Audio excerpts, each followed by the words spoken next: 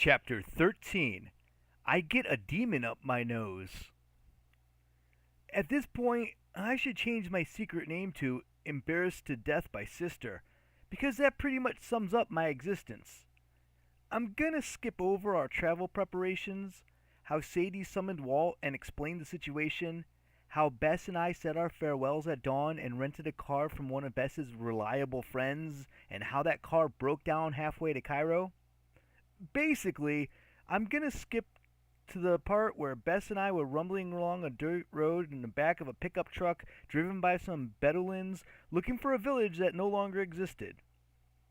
By this point, it was late afternoon, and I was starting to think that Bess's estimate of needing one day to find Al Harma Makan was way too optimistic. With each hour we wasted, my heart felt heavier. I'd risked everything to help save Zia. I'd left Amos and our initiates alone at Brooklyn House to defend against the most evil magician in the world. I'd left my sister to continue the quest for the last scroll without me. If I failed to find Zia, well, I couldn't fail. Traveling with professional nomads had some advantages. For one thing, the Bedouins knew every village, farm, and dusty crossroads in Egypt. They were happy to stop and ask the locals about the vanished village we were seeking. For another thing, the Bedouins revered Bess. They treated him like he was a living good luck charm. When we stopped for lunch, which took 2 hours to make, the Bedouins even gave us the best part of the goat. As far as I could tell, the best part of the goat wasn't too different from the worst part of the goat, but I suppose it was a big honor. The bad thing about traveling with the Bedouins, they weren't in a hurry. It took us all day to wind our way south along the Nile Valley. The journey was hot and boring. In the back of the truck, I couldn't even talk to Bess without getting a mouthful of sand, so I had way too much time to think. Sadie described my obsession pretty well.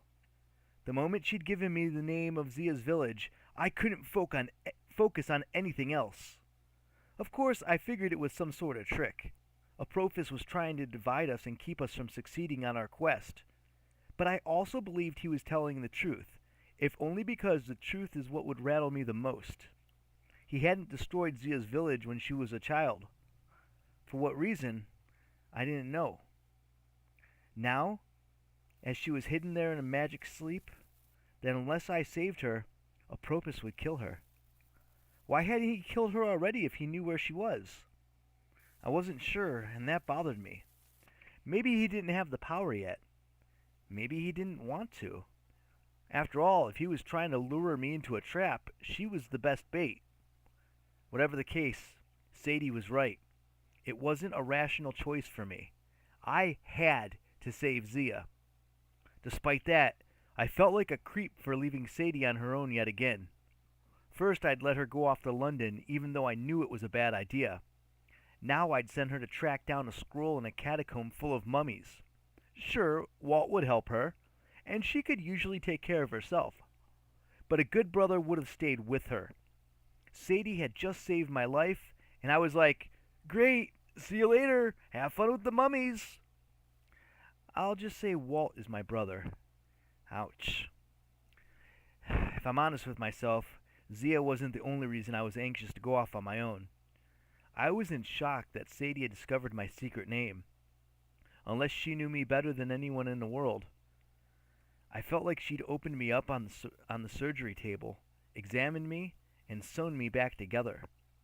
My first instinct was to run away, to put as much distance between us as possible. I wondered if Ra had felt the same when Isis learned his name, if that was the real reason he went into exile. Complete humiliation. Also, I needed to process what Sadie had accomplished. 4 months we'd been trying to relearn the path of the gods. We'd struggled to figure out how the ancient magicians tapped the gods' powers without being possessed or overwhelmed. Now, I suspected Sadie had found the answer. It had something to do with a god's wren. A secret name wasn't just a name, like a magic word. It was the sum of the god's experiences. The more you understood the god, the closer you got to knowing their secret name, and the more you could channel their power.